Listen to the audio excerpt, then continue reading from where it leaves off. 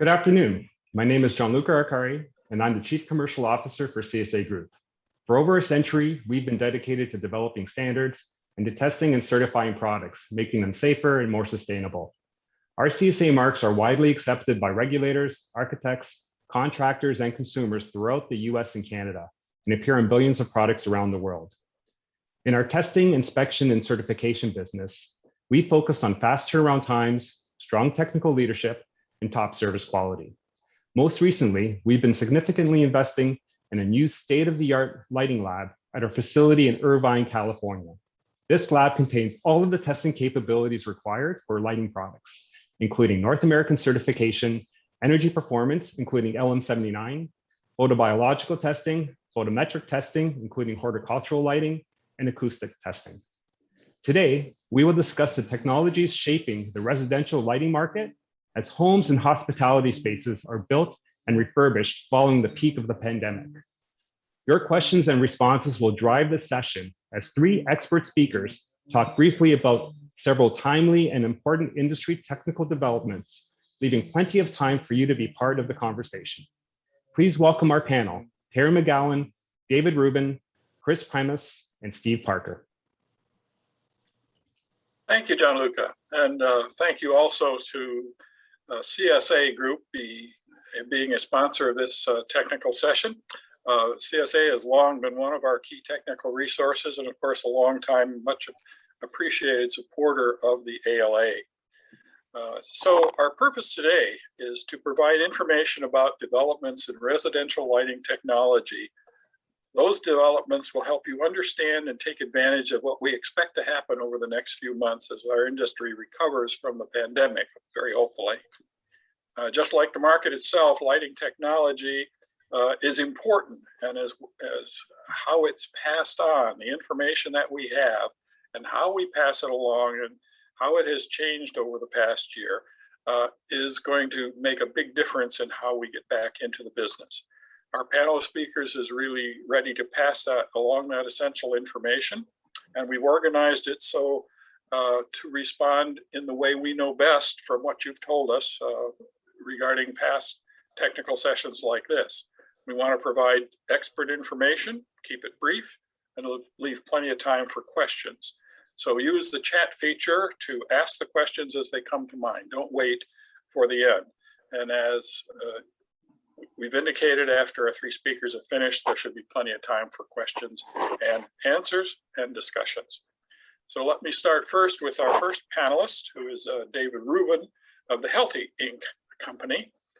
He's interested in the use of light to impact the health and wellness of biological systems and to provide support for healthy building design.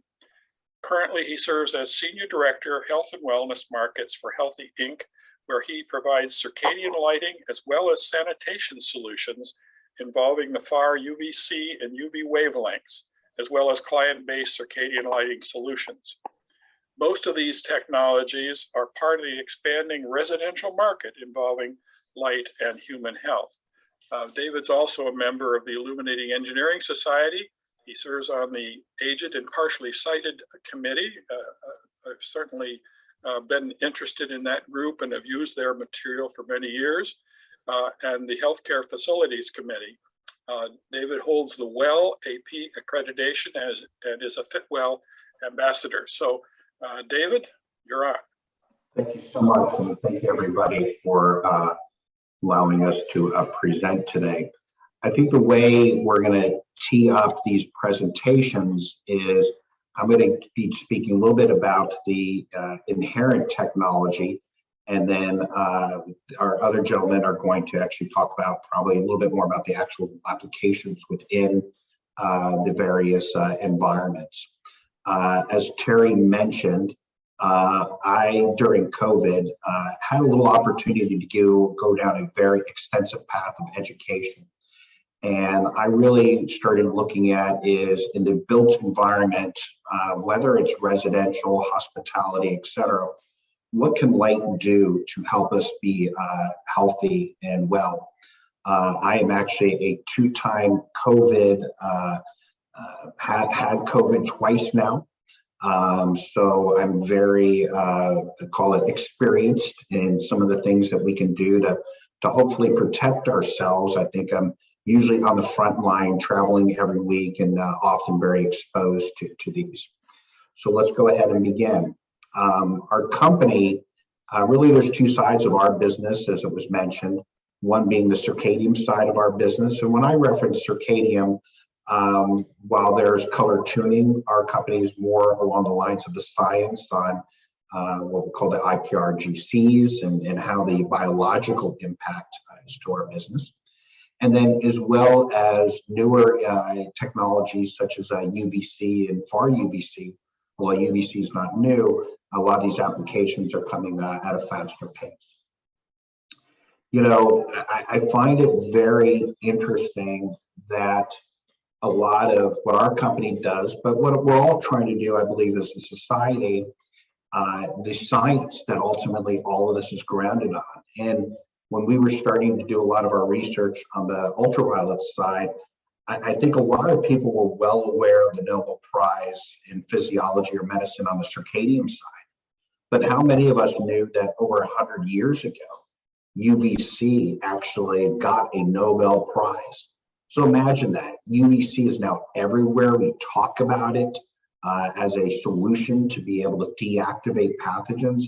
But this is not a new science. It's been around for a very long time, and actually one of the first Nobel Prizes that were given in the market. And what's interesting is there's a type of medicine called photomedicine that is actually was very big in the early 1900s, and actually started after we started taking antibiotics and other pills, really kind of moved away. And it's starting to get back into what we do as a community, but it's going to be so much important as we go forward. So I'm going to start the first half of this and talk a little bit about circadian lighting, and I won't get overly technical, but this will jump into lighting very quickly. And what I think is important for everybody to understand on the circadian lighting side is what we're really talking about at the end of the day is how is melatonin produced. Melatonin is the basically hormone that tells our body to stay awake or to go to sleep. As such, there are different ways to be able to produce melatonin naturally. And what scientists essentially discovered is that there's these photoreceptors in our eyes that have nothing to do with vision, has nothing to do with how color something is or how beautiful something is. It's a totally different pathway. And why is melatonin important? Well, we'll talk about that here in a moment, but most importantly, for those who were watching in senior care or in hospitality, senior care is a good one, where residents were trapped in their rooms during this COVID period. One of the biggest complaints is seniors were not being able to get the proper sleep that they had. Well, without proper melatonin production, it actually can be very helpful, and I'll show why here in a moment. But being able to sleep, whether it's in a hotel, overcoming jet lag or other diseases, is going to be so important to us as we move forward in a society, especially as daylight savings time is coming up in a matter of weeks here. So what researchers over the years have discovered is that circadian lighting, and especially that melatonin production, can actually help overcome a lot of these maladies and cancers and other diseases that we see here. There's tremendous research right now on Alzheimer's. So think about your setting, your house. Researchers out of Oregon, for example, discovered that there is one of your neurotransmitters or your beta amyloids only becomes active at night when you're in a deep rest of sleep. So if you're not getting a good night's sleep, if you're at home and you're blasting your TV and like most of us do and don't sleep with our lights on, and we don't believe in that proper 8-hour sleep, we actually could be encouraging diseases such as Alzheimer's to be able to penetrate in our brain, and a lot of research behind in order to help weight loss and all these other things our body is connected. But now in this world of post-COVID, what I think is most interesting is now all of the research. So this kind of brings it back, I think. Melatonin is known as an anti-inflammatory, meaning that in your body, melatonin will actually be able to help organs that have become inflamed. So one of the biggest challenges I had when I had COVID was that whole breathing element of it. And a lot of that is because your lungs get inflamed with this virus. The better you sleep, just like your mother probably told you, the more opportunities you have to produce melatonin. Hopefully you're getting a restful sleep. And so if you can use light to help you have a better sleep-wake cycle, the question becomes then, if you're producing proper melatonin, is this call it a homeopathic way to help us inhibit COVID? Or is it maybe a way for us to help reduce the implications of receiving something like SARS-CoV-2? Think about that beautiful light bulb that Edison produced. Who would have ever thought that that is almost becoming a medical device?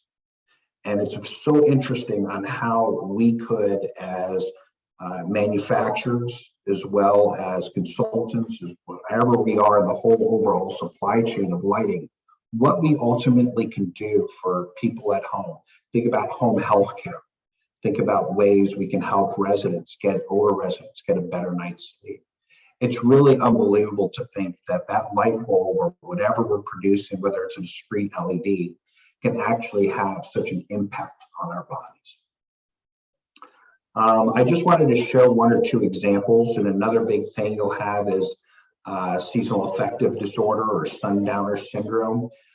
For those listening to us out of the Northwest right now, or even during in the South during the summer when it may be light out till 10 o'clock at night. Seasonal affective disorder essentially affects us all. It's for those on the West Coast, for example, when it gets dark at 4:30 and all of a sudden you're tired at 6 o'clock, 7 o'clock at night.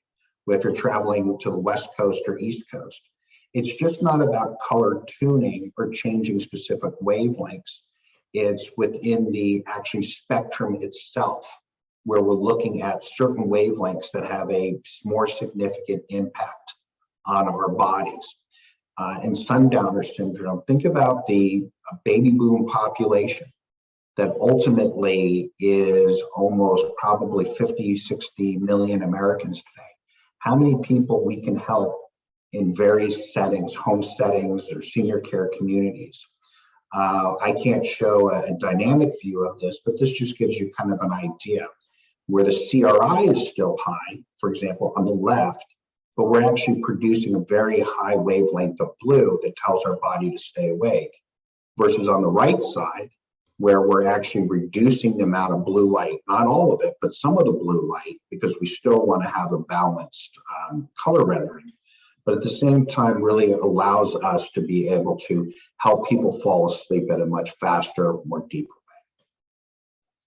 So that's one side of the area, and I believe as manufacturers, again, ways in order to get around perhaps some of the commoditization of the lighting industry in certain areas, there are ways we can actually be more important to home design, residential design, etc. You know, if there's one thing, if I switch sides now to the called the opposite end of the spectrum down on the UV side, there's one thing that we've learned that this pandemic has taught us. How many people in our audience have been told, just open up your windows? You know, that's a way to dilute the air, because we've learned that SARS-CoV-2 and other pathogens go around. Well, if you're in New York City, your air quality may be worse outside than inside, or in LA. So dilution is perhaps a good idea. It certainly helps with carbon dioxide, but it's not a great solution. Filtration is really good, but the challenge with filtration you run into is the HVAC system actually has to be on. And the viruses that we get worried about that are 0.3 microns or lower, you're usually having to add a HEPA system to it, which can actually increase your energy costs. Disinfection, adding chemicals. Well, there's other allergies and other issues that people have with those.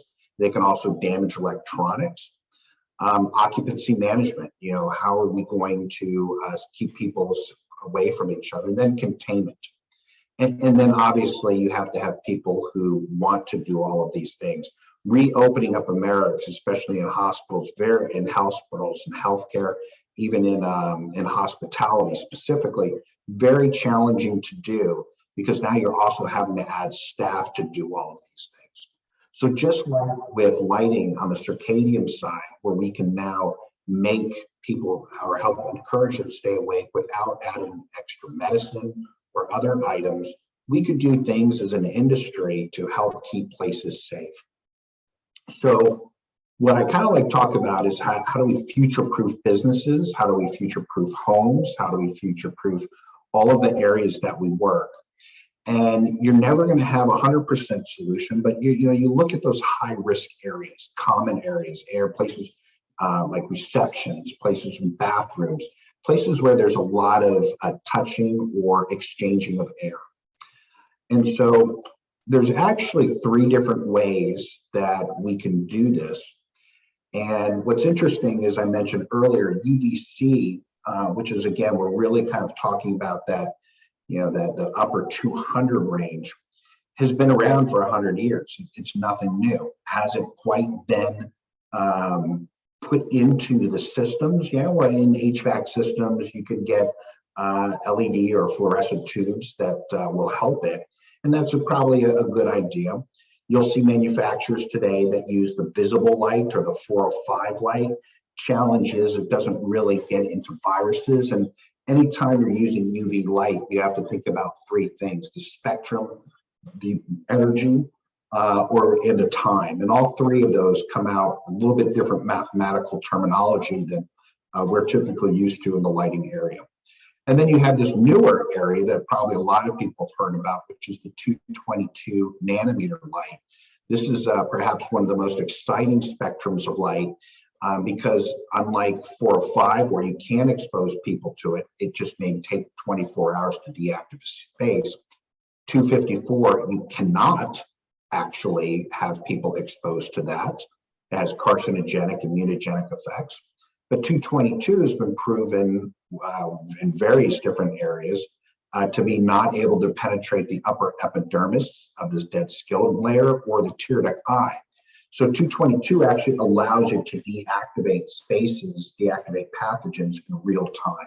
And that has a lot of progress. What I did here in the next 2 slides, and Terry, I believe we make some of these available at the end, is I just am talking about 254 here. And really what 254 does is, as with all these ultraviolets, is they deactivate the ability for these viruses to replicate themselves. So you start getting into the RNA structure and DNA structure, and you're breaking the bonds.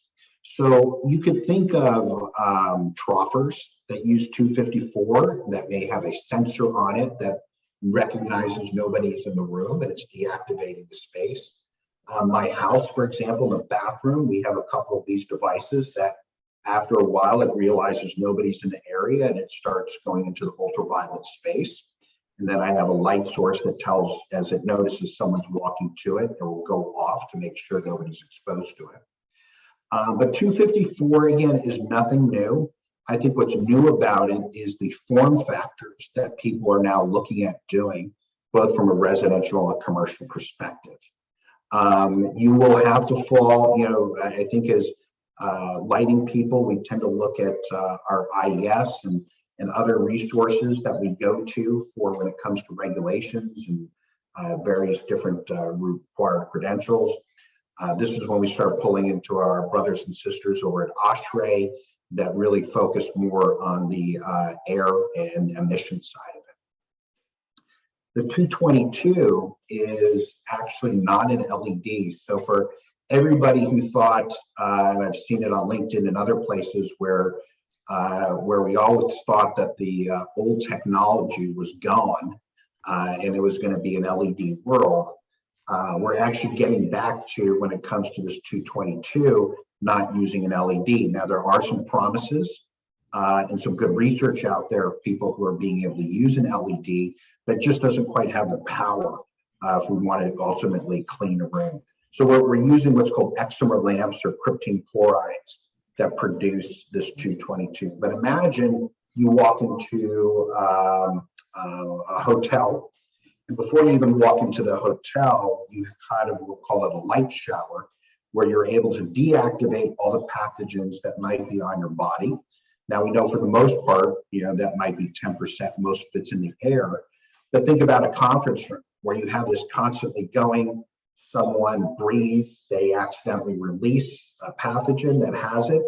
And now this 222 is deactivating that area. Think about elevators. How many elevators today we can't go into, or we have to separate ourselves? So it really becomes a business proposition on how many people can you move in an elevator, as long as people know it's comfortable to be able to go back into there. So I just wanted to show some examples of 254 and 222. In the center is a very traditional troffer.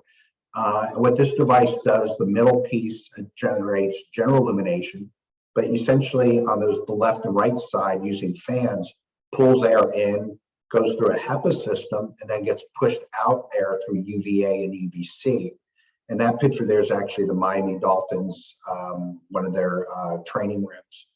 On the far left side, upper left side, those are downlights, or actually pendants that have UVC modules in them, far UVC, and also general illumination, like also on the lower left. So those who work on in restaurants, this is actually always deactivating the space. Again, these are not 100% of the solution, because there is nothing that's 100%. But if you want to talk about how do you clean between a guest, but then also deactivate, then it becomes important. One interesting piece I thought was this device that looks like a gate. The one without the picture person in it, this is actually at a correctional facility. And so one of the big issues, guards were having issues and concerns about how do they protect themselves going in, but how do they protect themselves going out? And this actually device is using far UVC modules, again, as an extra layer. It's not 100%. And on the far right is a picture of what sometimes people call as a bar in the upper air UVGI. And this device is actually deactivating pathogens over 7 feet, which is some of the standards that you see out there today. I look forward to hearing from our other presenters, and thank Terry for allowing us to present today. While a lot of this seems technical, I'm kind of reminded of when I presented LEDs 15 years ago when I got into the industry, to know that there are a lot of people working in the background making it easier. I think we're at the stage now where a lot of the modules or the inner workings are getting pretty much more simplified. Now as an industry coming up with various interesting form factors and way to control them, which again, our other speakers will speak to, will be how we get them integrated ultimately into our home. My email and phone number is there. I'm based here in Dallas, and look forward to contributing to the questions at the end of this. Terry? Okay, thank you, David. Appreciate it very much. Both of those subjects that you talked about really are on our list, our active list at ALA in the engineering group. We follow those carefully, and we appreciate this information. We're going to be certainly hearing more about them in 2022 as these systems are developed and as new fixtures and other products make their way in and are being applied in residential types of facilities. Going on now to our second panelist, this is Chris Primous of Tuya Smart. Now that may be a new name for many of you. Chris changed positions not too long ago, and he is now Director of Business Development for Tuya Smart. They are also a new ALA member and one of the major players in the world's smart home market. Chris is a longtime member of our ALA Engineering Committee. He's also the author organizer of our ALA white paper on socketed versus integrated LED luminaires. As many of you know, and I think there's over 500 now who have read that paper, which can be downloaded from the ALA website, we're raising the question because it applies to manufacturers as well as users about what should you be looking at with an LED luminaire these days? Should it be integrated or should it be socketed? And that question comes up a lot. And I noticed it even came up yesterday in the presentation from the Home Trends, New Home Trends Institute, where they had not thought about it as much as we have. So I think we have some real work to do to help not only our manufacturers, but also our specifiers and users on that question. But anyway, Chris is no stranger to the lighting industry. He's been with Acuity, with Hubble, more recently with MaxLight, and even as a consultant for Energy Star over the years. He's our expert and go-to person for information about California Title 20 and Title 24 requirements. But today he's going to be talking about SMART. What does S-M-A-R-T mean as far as residential lighting is concerned? You've heard the term Internet of Things. In that world, the question is, what role does connected decorative lighting and ceiling fans play in the home now, and where is it going and how does it work? So he's going to discuss some of those trends and dynamics and opportunities as we go through this next year for stakeholders to incorporate decorative residential lighting in smart home spaces. Chris? Thank you. Let me share my screen here, so hopefully you can see this. I appreciated that introduction, Terry. Thanks a lot. The question about socketed versus integrated did come up yesterday. We'll talk about that later. We're not going to talk about that today, but I'm going to talk to you briefly about the role of SMART in residential lighting today, the market, the technology, where it fits in and where it makes sense now. I'm going to give you a look at some of the new and upcoming smart tech and residential lighting. And let's start by taking a look at, what is the definition of smart lighting? Well, this definition can vary quite a bit, but essentially smart lighting is lighting that refers to lighting that's designed to be controlled and processed based on apps and accessories such as smart terminals, sensors, and systems. Smart terminals, in this case, could be your mobile devices that are used to control the lighting. Also, it could be input data from sensors like motion, daylight, or occupancy sensors that can be used to automate these devices. And systems such as voice-activated smart speakers can be the controls mechanisms for smart lighting. Some of the many advantages you can get from these smart lighting products, you can use external data like daylight harvesting to automatically adjust your lighting. You don't necessarily need dimmers or switches to turn your lights on and off or dim them. Certainly, you can have improved efficiency, such as only using the lights in spaces when the spaces are occupied. Auto light adjustments, such as using real-time data to adjust light based on the time of day or the weather outside. So let's look at the global lighting market real quick for smart homes in particular. The United States is currently ranked number 2 globally with just under 12% penetration. And by the way, the definition of smart home has its own definition that itself has changed quite a bit in the last few years. Smart homes once meant that you had multiple internet connected appliances and maybe other major systems in your home. However, now a smart home can be a home with as little as one single smart thermostat or smart door lock. But anyway, a smart home, considering that, we're still in the early adopter phase of its market penetration. So along with thermostats and locks, smart lighting is expected to be a major driver of that adoption that's expected to grow quickly in the next few years, as you'll see. In the home trend session, by the way, yesterday, during the yesterday's session, the meeting, the speaker, Deanna Vidal, noted that if you equate it to mobile smartphones, we're kind of in the BlackBerry phase of things when it comes to smart lighting. And that's a pretty apt analogy at this point. So looking at the United States market and how big that market is right now, considering the USA market in particular, there are about 900 million smart home devices currently being used in America. And of those, 260 million pieces of those are smart lights. That is expected to grow, as you see, through 2024. Also, what we've seen is that the users that adopt certain other smart devices are more likely to purchase more smart devices in other categories. As an example, here 67% of smart lock owners also own some smart lighting products.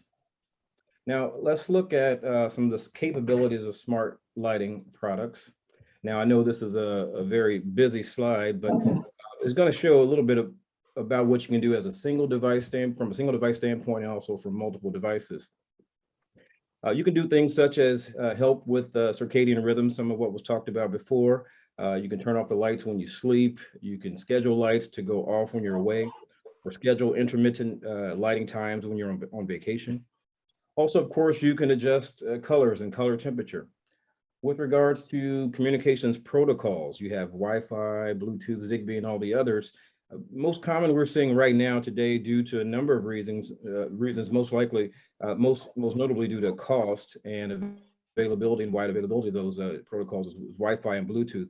So that's primarily what we're seeing today. But there's lots of other protocols that have some other advantages in certain products. And then the systems that the smart lights can be used in. So whether that be Apple HomeKit, Amazon Alexa, SmartThings, Google Assistant, you certainly want to make sure that you have the proper product for the proper system, and some of these can function in multiple systems. So looking a little bit closer at some of these, I won't go through all of them, but the color temperature, of course, is one of the big features of smart lighting. You can adjust from warm white to cool white. I do this in my own home in the daytime. I try to get the light to reflect what the weather is like outside. So it's more like a cool white, and then the nighttime is more warm white when I'm trying to sleep at night or trying to have a more cozy atmosphere. You can adjust colors if you have an RGB type device. The product that can have up to 16 million colors or more with rich light colors that you can adjust to your mood, whatever you want to do. And then you can group lights together to form certain groups of scenes and scenarios for certain rooms. If you have lights in your kitchen or bathroom or bedroom or other parts of your home, you can have these groups and set these groups to various scenes and automation patterns. And of course, voice control. You don't even need light switches, as I mentioned before. You can have your voice speakers, your voice activated speakers, such as Alexa and Google, turn on or dim or control your smart light devices. Health and wellness, of course, that gets back to circadian rhythm support.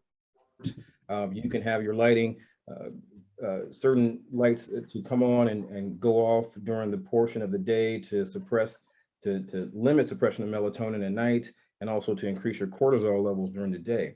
And so this supports healthy lifestyles, trying to get your light to do that. That's something you can do with smart lighting that you can't do with standard lighting products. All right, so let's look at some of the top residential smart lighting categories. I'm going to go through where it makes sense right now and where we're seeing the most adoption for smart lighting products. Now, it starts with lamps, of course, or bulbs. These are the A19 screw base, E26 base type products. Those are the most common, of course, the replacement for your 60 watt equivalent, your 800 lumen 60 watt equivalent products. Those are the first entry point. It's the easy entry point for smart lighting.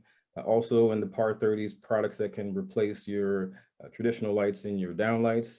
And then there's filament lamps. They're not as widely adopted due to the price points because home lighting is so price sensitive, but there are smart lights available in the lamp category for filament lamps and replacements in the standard A19 format and the other more antique style formats as well.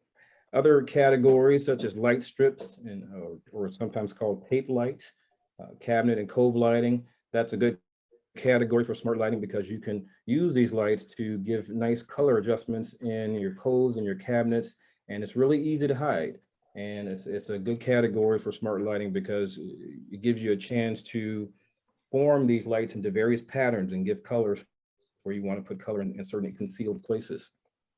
And downlights, of course, that's another big adoption point for smart lighting in the RGB format again, and also in the color tunable white. Standard retrofits for downlights are good and high adoption rate for smart lights at this point. In the outdoor lighting segment, not only your landscape products, but products such as the security lights. And as far as TUYA and smart lighting and smart products in general, there are other categories such as cameras that have a high adoption rate. And now this product would include a camera with outdoor security lighting to give you security and also lighting attached to your security camera. Landscape lighting is another category that has a good adoption rate as well. and that includes solar products and landscape. And then going down to portable luminaires, desk luminaires, and floor luminaires, portable luminaires such as this is a color changing corner light here. Gives you nice ambiance in the room without having direct lighting, and you can change those colors with your mobile devices. Those are good categories for smart lighting because of the chance to do certain things with lights there. Now, and also for desk luminaires, not only you have your smart lights, you also have charging stations attached to those. Consumer specialty products, these come in a number of different forms, such as night lights, light panels, star projectors, ring lights, and candle lights, even some of the ring lights you use in your Zoom. Going on to some of these top categories for smart would be ceiling fans. Now, the ceiling fans represent a significant entry point for a number of reasons. Many ceiling fan manufacturers are having to change due to certain factors and federal regulations to DC motors. And once you put a DC motor in a fan, you already have, in most cases, a higher cost product with a PC board in it. So it makes sense to add a bit of smart technology in those products. Also, many of those fans already come with remotes, so why not put that remote functionality on your mobile devices? So for those ceiling fans, especially for those DC fans, it represents an entry point for smart lighting for many residential luminaire manufacturers. This is one of the first products that they're doing in smart.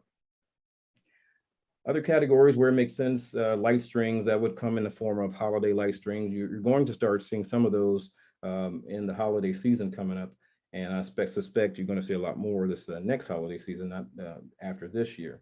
That would also include your lights that are used in outdoor settings for your patio. Shop lights is another category. Work lights, linear, tri-proof is sometimes what they're called. These products, another good category for smart. And then electrical and accessories, which would include smart plugs, smart dimmers, and switches. Now, this is very similar to some of the products back in when LEDs started to come on the market. As was mentioned before, some of this is very similar, and we're seeing some deja vu as when we start to talk about new technology in residential lighting. I was involved, by the way, with launching LED technology in the residential lighting market back in 2006. And in many ways, smart tech is entering the market through the same product categories, such as A19 lamps and downlights, as the LEDs did. However, where it differs is smart lighting can be achieved through power sources, such as these smart plugs. And this represents an even lower entry point as far as price to making a luminaire smart. The smart plug is the lowest price point to connecting a luminaire to the internet, and thereby it makes it smart and controllable with mobile and voice devices. So you can put a portable luminaire on one of these low-cost smart plug devices, and immediately you have a smart luminaire with very little cost and effort. Okay, now let's look at some of the newer and upcoming residential lighting solutions for smart. This one is very interesting. It's a smart dimming kit. Now you can take this little kit that is a 2.5 inch long by 1.25 inch wide device and put this into a ceiling junction box and change your decorative luminaire, whether it be a pendant or chandelier or any other type of product, to smart immediately. This product is very low cost. It costs less than 2 of those smart lamps that you would have in their sockets. And so it's an alternative to having smart lamps in each individual socket or having an expensive smart dimmer switch that's on the wall. This is a very easy way to take the aesthetics of a product that's already accepted and change it over to smart. Once you put this smart dimmer kit into that device, into the junction box for that luminaire is immediately able to be controlled by any smart device, whether that be a mobile device or voice activated device. This is true for any product that you put in the socket of the device. So whether that device, and we talked about socketed versus integrated, even if this product is integrated with let's say a 120 volt light engine, that product is still able to be controlled. Even if you don't put a dimmable lamp in the socket for this luminaire, it's still able to be turned on and off via remote devices, which is something that you didn't have before. So putting a product like this, a low cost smart dimming kit, into a fixture that already has acceptability, and you're able to use your maybe exotic lamp types such as T lamps and things you can't find smart. This gives you an easy way to change a decorative luminaire to smart. So it's a fairly new product that's on the market that I'm showing to many luminaire manufacturers to convert their decorative luminaires to smart. This is a smart bath mirror. Another new category you're starting to see emerge in smart technology. It was mentioned yesterday in yesterday's session too, that the bathroom area is one of the most underlooked areas in the home for smart, and it represents a huge opportunity. This product, you may be able to see or not, it has a touch screen embedded in the mirror. Also in this mirror, in both of these mirrors, there are smart speakers in those that has Alexa built in, where you can control your music and control your lighting and anything else through that speaker. And so it represents another way to do smart in your bath areas.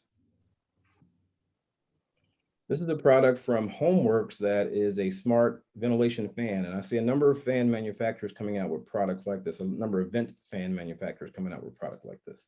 This is a smart bath fan with an integrated light, and this also has integrated Alexa and speakers built into it. These lights do color changing, and so you can talk to your bath fan while you're in the shower in your bath area and have it turn on music. You can ask it about the weather, and you can do all kinds of functionality within the fan that's in that wall itself or in the ceiling itself. And so that's another way to incorporate smart into a seemingly innocuous device that's always used in most bathrooms. This is a smart UV towel rack.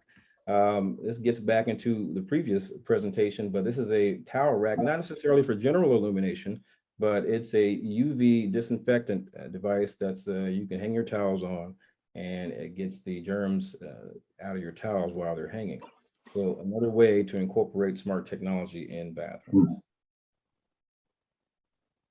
And then as was mentioned, the cove lighting is not necessarily new, but new uses of cove lighting and new ways to use cove lighting.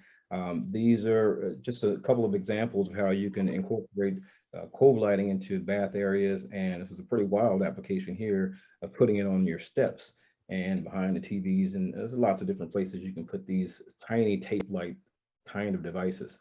So this represents, just some of the newer ways you can incorporate smart home tech into various homes. That's it. So I look forward to the discussion after we finish the sessions, and I appreciate the time. Thank you.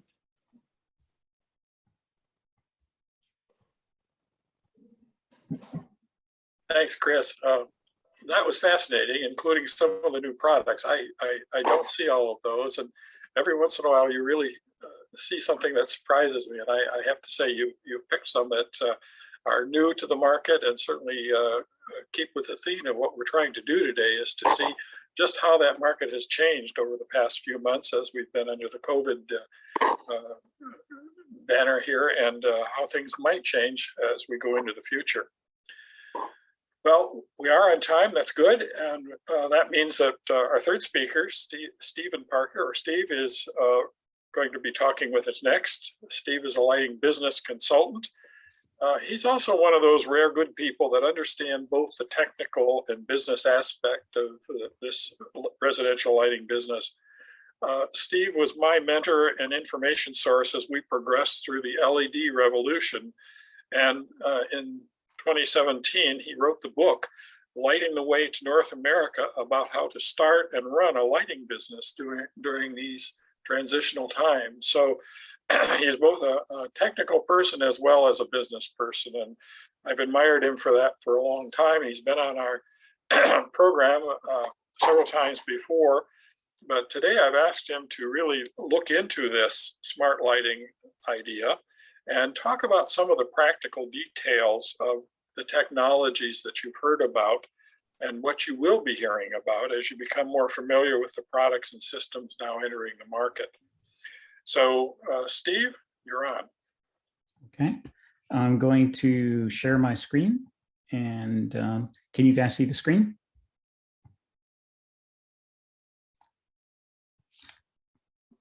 Not yet. Okay, now? Can you see the screen? Not yet. Aha. I hit share screen just like we did before. And desktop one. Okay, and then play. How about now? Nothing's happening on this end. Okay, here we go. There we it go. is. Okay, great. Sorry about that, guys. Okay, so we're off and running. So I wanted to cover a lot of different things, and I'll go through this pretty quickly, and we can certainly answer any questions at the end. Boy, for some reason, it doesn't allow me to advance. You were sharing your screen. There we go. Okay. Here we go. Here we go. So what do we want to control? So there's a lot of choices. You can have LEDs built directly into the LED luminaire, or you can use replaceable light sources. These are choices that when the customer comes to a lighting showroom, they really don't know what they want, and you have to give them the options. How is it controlled? Is it controlled through a remote or an app? People are pretty much at app saturation. Most apps are updated multiple times per month. I think the average is around 4 times per month. Most apps are commonly used for the first month or so, or the first week or so, and then they're never used again. So the app has to be a substantial app that covers a lot of different functions other than just perhaps one luminaire. It becomes a little more challenging to deal with that. And the big thing is, will the company that you're promoting support the apps on all platforms and keep up with new product releases? Are they sticking with, the Apple developer group so that they know what's coming down the pike and they can have the proper updates available for the next generation of the iPhone or the Android or the next operating system? So voice control is a big thing, as we've touched, some of the other guys have touched on earlier. During one of my breaks from lighting, I was chairman of the board of a spinal cord and traumatic brain injury recovery center. And I can tell you that for handicapped customers, it provides life-changing independence. I mean, a person that is paralyzed cannot turn on a light switch. They can't open a door. They can't do anything without the help of another person. And this provides an unbelievable level of independence. And I believe that Linda Longo will be working on an article covering this, if anyone's interested in reaching out to her with information on that. But that's, I'm probably letting the cat out of the bag on that. Security concerns are worth mentioning. Some people have disconnected their voice-activated devices for security purposes. It's a question of convenience versus security, and what level of security. I know I'm such a boring guy. There's not a lot that goes on in my house that I'm concerned about getting out there, so it's really not a big deal. So most systems will not work when the internet is down. So another remote. So we will need baskets or some way to store remotes to keep them all together and keep them out of the cushions in the sofa. So I took a picture. Does the control blend with existing switches? So will your wife allow you to do this? Or will she complain that it looks a little rough around the edges? Or do you need a bigger wall to mount all of the remotes?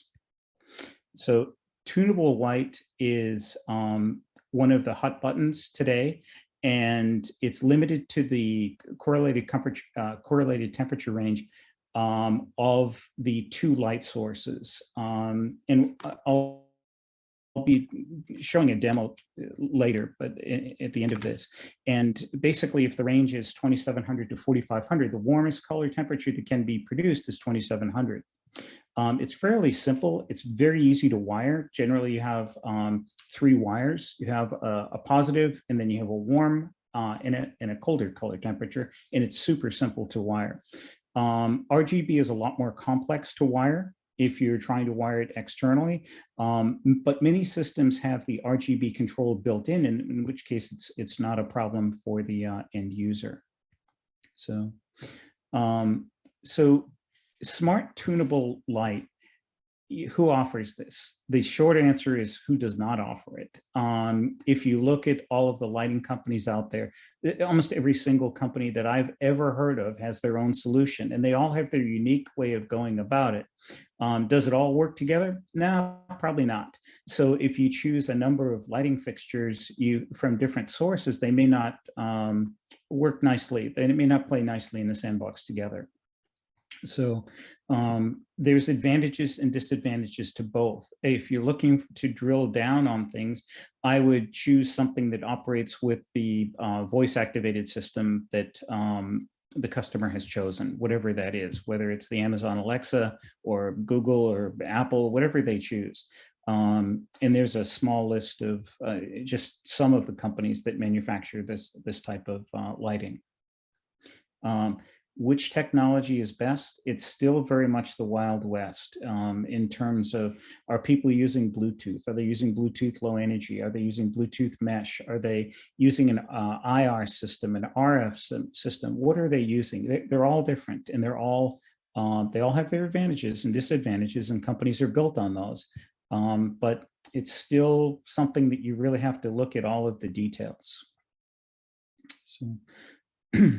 So it's best to work with companies that are substantial and really tied to the market so that they will give you the support going forward. I think it's fair to say that a lot of smart luminaires are a little bit more expensive than the average luminaire, and the customer may have an expectation of life.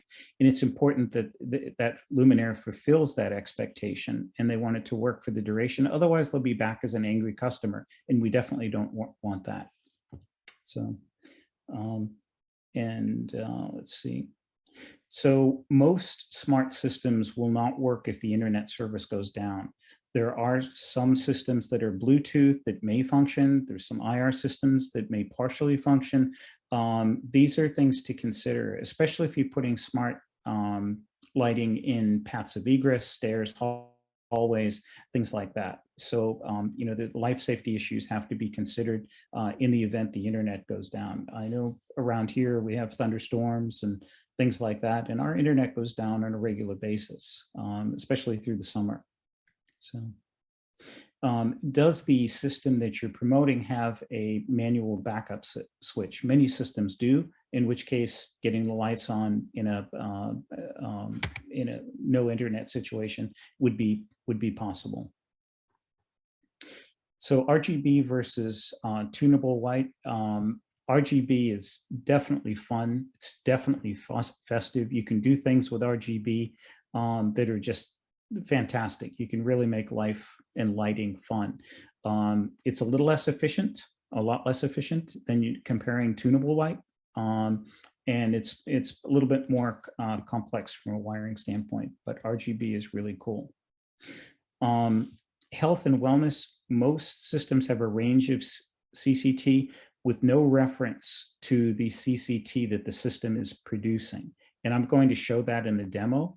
So it's difficult to, if there was a prescriptive requirement for 3,500 degrees Kelvin, it's kind of tough to do that because there isn't a 3,500 degree Kelvin button to press. It's something that has a slide dimmer type thing, or something you move your finger over a range on your phone. It's pretty tough to get to that. Many systems do not have any reference to color temperature. Wellness is rapidly emerging as a significant benefit with lighting. And as we better understand it and better understand the requirements, it's far more than something just to mitigate seasonal affect disorder. So wellness lighting and controllability is really, as David mentioned, is really, really key, I think, going forward, and it represents tremendous opportunities. And it also is an educational opportunity for the lighting showroom with their customer to improve quality of life for the end customer.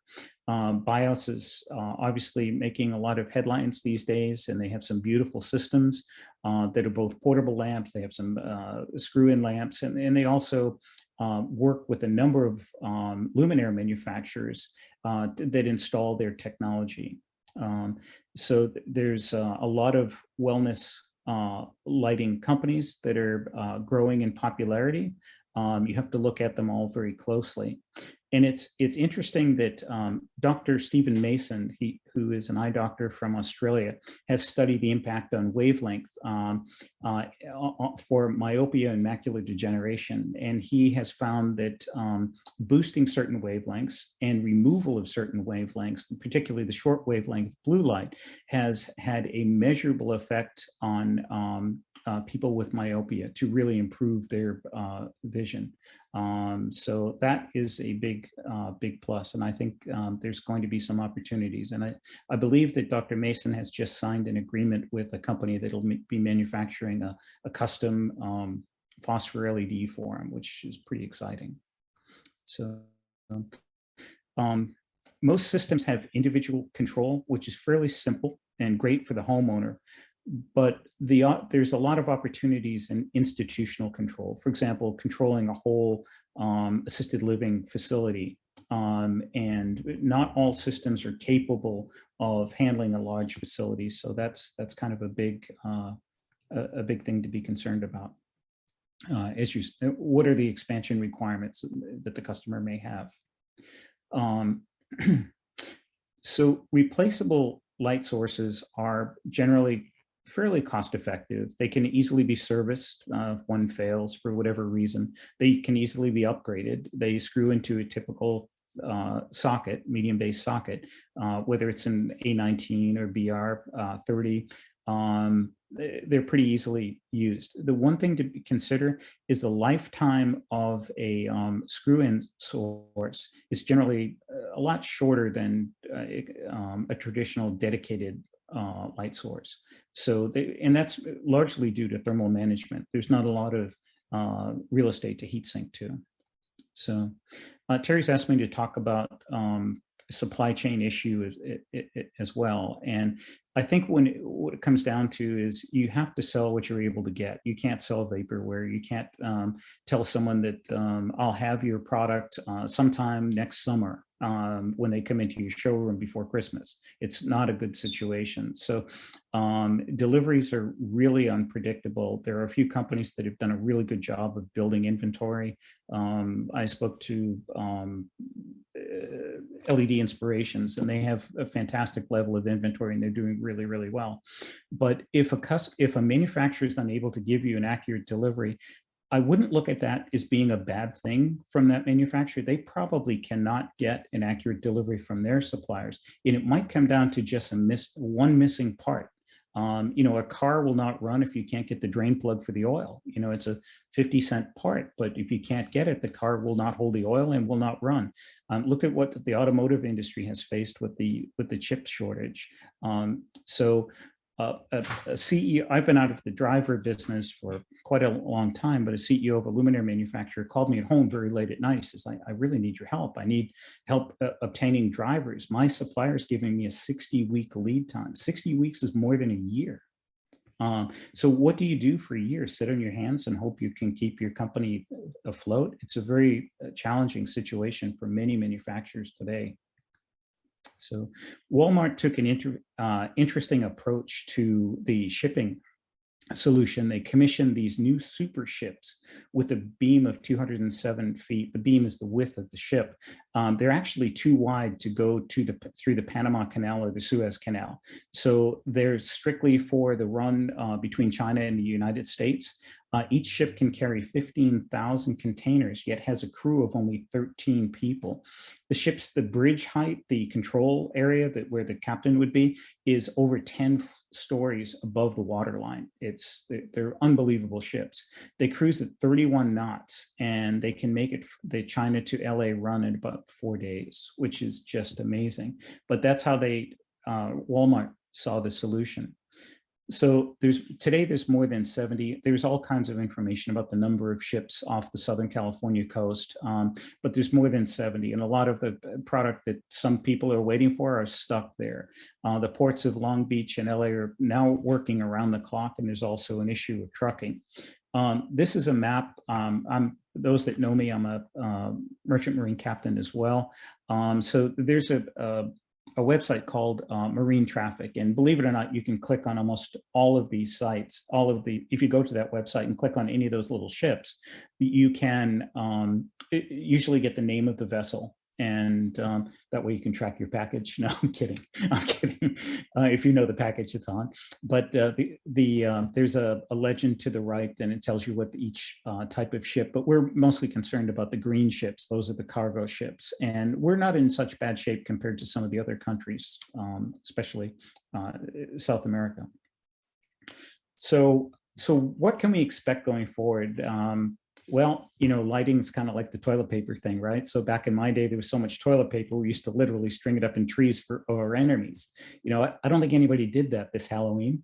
So because of the toilet paper shortage, we're facing the same thing really with lighting. And although there's a little bit of humor there, it's actually, there's some truth to it. So my experience going forward, most manufacturers have very good salespeople. The first thing they hire is the salespeople. And the second thing they hire is the integration people that can help integrate their technology into the luminaires. That's where I find that the rubber that meets the road is a little bit having trouble getting traction. At least that's been my personal experience. So that's something that some of the smart companies can use a little bit of help with. I still believe that commissioning of control systems is a money-making opportunity for lighting showrooms. It's also a chance to sell additional products. When you're out there and you're showing somebody how to set something up on their phone and that sort of thing, charge them for it. And say, gee, by the way, we have a new dining room table light that would look perfect over your gorgeous table. So it's an opportunity for salespeople. And I believe there'll be a lot of focus on wellness going forward. I think, you know, we're moving away from efficacy to some extent, and it makes sense. You know, the efficacy of solid state lighting is there today. I think that wellness is really a great subject, and it's fantastic that the ALA is embracing that and having upcoming speakers on that subject. And then can tunable white improve quality of life? My opinion is absolutely can. Now I have a couple quick demos. So I'm going to stop sharing the screen somehow. Exit, stop share. Okay, and I should be back on. Okay, so this is a system called Ambient Tech, and it's pretty neat. And the reason why I'm showing it is because it doesn't require complex wiring. It uses an RF signal between their control system, which looks a lot like traditional control systems that we use. This is just a simple system. So to demo this system, I will use a just basically a tape light. And this has separate control between warm and white, as well as dimming, and they're completely independent. And it dims down to off, which is great. It's flicker free, it responds very quickly, and it's fairly simple to wire. There's a limited number of drivers that they have available, but basically it uses an RF signal between the dimmer itself, the wall box dimmer, and the control box. The control box, I will try to pick it up. It's a little bit on the big side, and but it's a metal box that contains both the receiver for the RF signal as well as the LED driver. The other system that I have is a system by Nick Sanofsky's company called LED Inspirations, and their system uses a handheld dimmer, and it has a very small driver, and this is the LTEC control system. So it uses a standard driver with an LTEC control system, which is quite small in size, and it's again very simple to wire. There's only 3 wires for the system, and it allows you to go from cold to warm just by touch, and it also allows you to control the dimming level, and LTEC claims to be able to go to 0.01%, which is great, and it turns off and it fades out. It's actually a pretty nice system, and I promised I would show you the 2 different colors. This is typical. This really performed quite well. I was really, really impressed with the performance of it. Okay, and that's it. I thank you for your time, and I hope that's been helpful. Terry, back to you. Thank you, Steve. And I guess this is the first time we've really had demos in quite some time. So it's good to see actual hardware. And I have a feeling there's going to be lots of hardware in our future as we look at some of these new products that are coming along. I appreciate all three of you bringing some things in. Certainly I didn't know. And also I wanted to add one point to what you all have said, and that is our plug into the smart community and the growing systems development is through our friends at the Consortium for Energy Efficiency. And we worked with them now for some 17, 18 years, first on lighting for tomorrow to pick the best of the best in terms of residential lighting fixtures. And now through their new competition, products for smart homes. So this is going to be a way for ALA members to not only see what is being judged as the best products for smart homes, but also to see those products out in the marketplace and in shows and other kinds of exhibits so that other people can see them, especially electric utilities who still have energy programs. Some utilities still have lighting programs, but they're moving very quickly into programs for HVAC, smart thermostats, and a whole host of other things. So any manufacturer of lighting products and ceiling fan products, do take a look at this relationship we have with CEE, because the winners of the competition for 2021 are going to be announced in December. We'll be giving them awards physically in January at Light Ovation. And it is going to be a way to see the best of the best as far as connected lighting, control, bulb, and ceiling fan products are concerned. So we are supporting you with that, and we want you to know about this effort that we're making, because it will affect the products that you like and customers like, and those that are on sale. So on to the questions, and Liz Ware, I think you've been collecting those from online. Is that right? I have. Smart home is mostly a collection of gadgets that connect via smartphone or voice control. Do you think whole house systems will start to be developed that are compatible with multiple devices? And if so, what will drive that? Yeah, that's a good one for Chris. So certainly there's a number of systems that manufacturers are making now that are compatible with multiple devices. So for instance, there are a number of products out there now that can be controlled by both Amazon, Alexa, and Google Assistant. Whether that's able to be controlled by the others outside of that, that remains to be seen on some of those products. However, there is a consortium that exists called, well, it used to be called the CSA Alliance, Zigbee Alliance, and then it changed names to Connectivity, but now it's called Matter. And so MATTER, that's a group of companies, which includes some of the biggest ones like Amazon and Apple. They have gotten together and includes my company as well.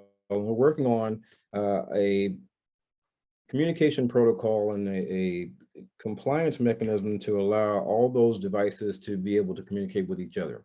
Now, that has not been released yet. It will be released sometime in next year. However, when that comes out, products that are Matter compliant will should all be able to talk with each other and be able to talk together. And so there is some activity underway to try to address some of that. And I think Matter is one of the big steps towards that solution. Thank you. Here's another one, probably for David. So this year we suddenly heard that UV germicidal lighting was effective at killing viruses. And there are a bunch of products being released aimed at home use, and some are safe and effective and others are not. What standards and practices are being developed to guide consumers? You're muted, David. Of course, purposely I could speak, during it. Oh. That's good. You're good now. You can hear me okay? Yep. Okay. One of the things that has come out is, where is the standard when it comes to UV? So oh shit. Can you all hear me okay? We can. I'm sorry. I'm getting all sorts of weird things going on here. Where is the standard? So for example, in California, the California Air Resource Board is looking at UV, but specifically they want to know, is that UV device producing ozone? There are devices that are producing UV, but the UL listing is around the power supply. So yes, there are UV standards, photobiological standards, whether it's by the IEC, or what's also probably more important is NIOSH, which is a subsection of the federal government and the American Conference of Government and Industrial Hygienists. There are a lot of the wands that you see on the marketplace have no research associated with it, and we would most likely highly not recommend. So be careful. You know, when you look at the UL, read the fine print on packaging, because a lot of times the standard is not actually covering the emission, but more the electronics on the internal product itself. David, I understand that ASHRAE is working on some standards. Do you know anything about that? Yeah, so ASHRAE last year launched the COVID pandemic group, which came up with about 35, actually more, about 100 people, mainly ASHRAE mechanical engineer folks, on UVC. And again, it was not so much on the far UVC side, but purely on the UVC side. And they're looking at third-party references, but they tend to do a memorandum with the Ultraviolet Association out of Canada. So they tend to send information back and forth. But I would suspect that ASHRAE is going to have it. I mean, IES has guidance as well, but there's been nothing formalized, I believe, at this time. So from a safety standpoint, then, would you say for residential products used in the home, so you can limit UV exposure, be very careful, and if the UV is contained, so it doesn't escape into the space, let's say it's an air mover of some kind. Yes. So it can get out into the space, do its job without affecting people or things. And one of the things I learned very quickly was, you know, people are one thing, but you can also ruin furniture and artwork and Yes. all things very quickly with shortwave UV. Yes. So we have to be aware of that in the residential business. Yes. And so pay attention to those things if you get into it. You can easily be an expert, but you have to be careful also with UV, even though it's doing a lot of good. Yeah, and so when it comes to UV in HVAC systems, they've been available 30, 40 years. Right. And a lot of them, when you build a house, you know, it could cost you $20 to a couple $100, you know, depending on the system. I've seen some residential applications. And what you find is, and when we just finished building a house, a lot of the materials in newer homes are UV resistant.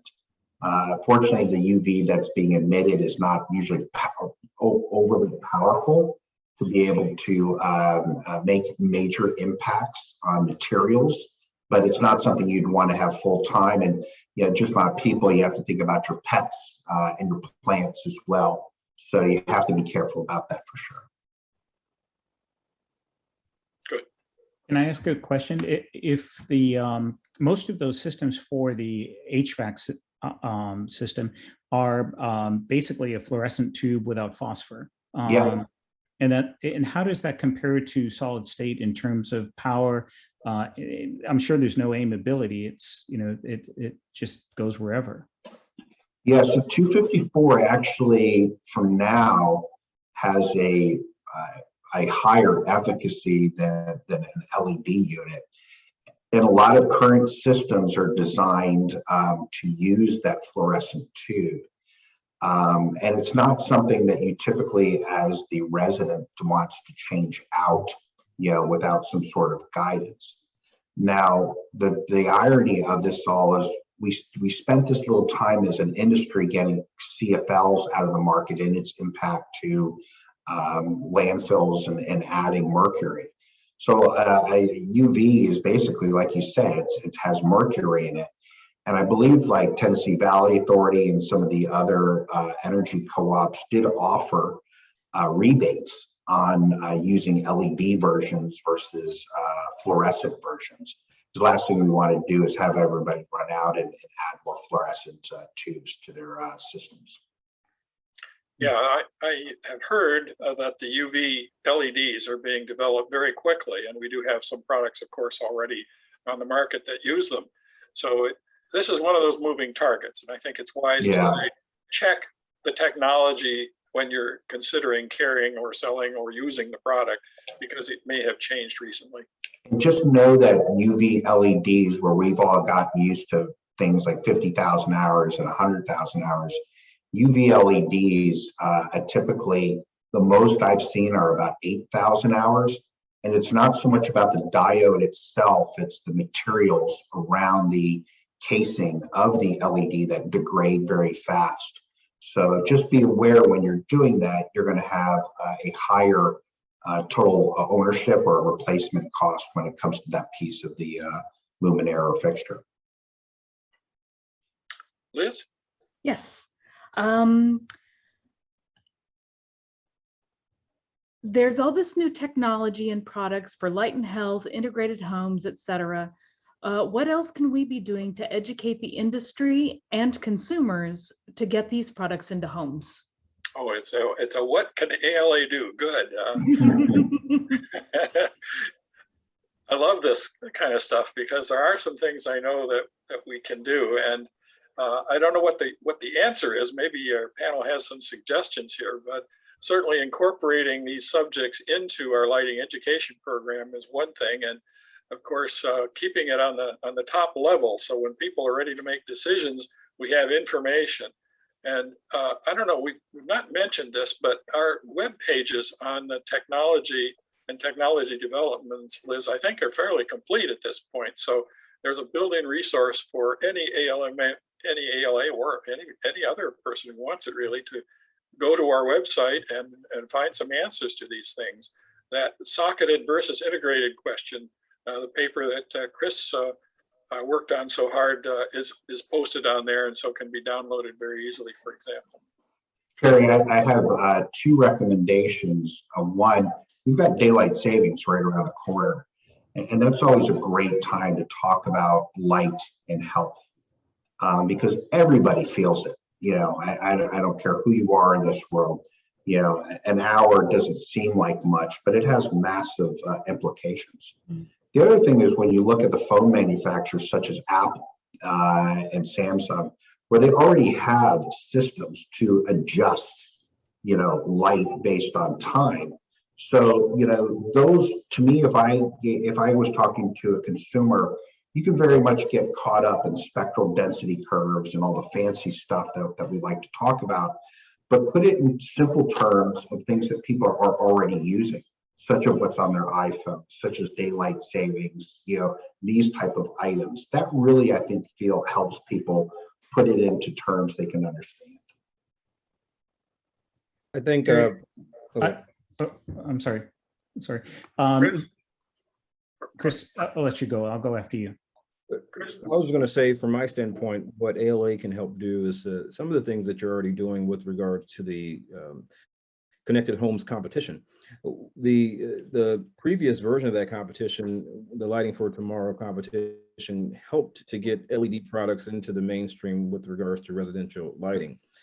Now that program has shifted, and I think ALA saw that smart was coming, had to shift to smart, that kind of program really helps to elevate the discussion around putting smart lighting products and getting those into residential luminaires. Now, so continuing on with that level of competition and continuing to focus on smart lighting, I think is tremendously helpful with regards to getting more manufacturers to introduce products and getting those products promoted out to the showrooms. I will pass that along. I think, as I said, CE is doing a good job with that, and we want to continue our effort with them and publicize it as much as possible. And in that regard, Terry, you mentioned the website earlier. That website is alamembers.com. And then go to the menu and pick the engineering and technology page, and you'll be right where Terry was telling you to go. Thank you. Great. Steve. I think there's two aspects of it. One is educating ALA members, and then the second aspect is educating their customers. And there's a person, a motivational speaker, Gary Vaynerchuk. He says, if you want to make a ton of money, you have to give away 200 pounds of it. And that makes sense. So what they could give away is they could download the information, the content from the ALA, and share that with the customer on their website and become a recognized brain trust for smart lighting in their community. This is for the lighting showroom.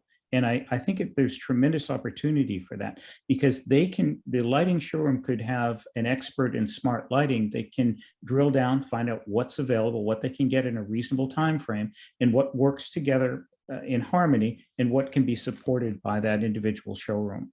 So I see this as really an opportunity for the showroom. You can't get that from online.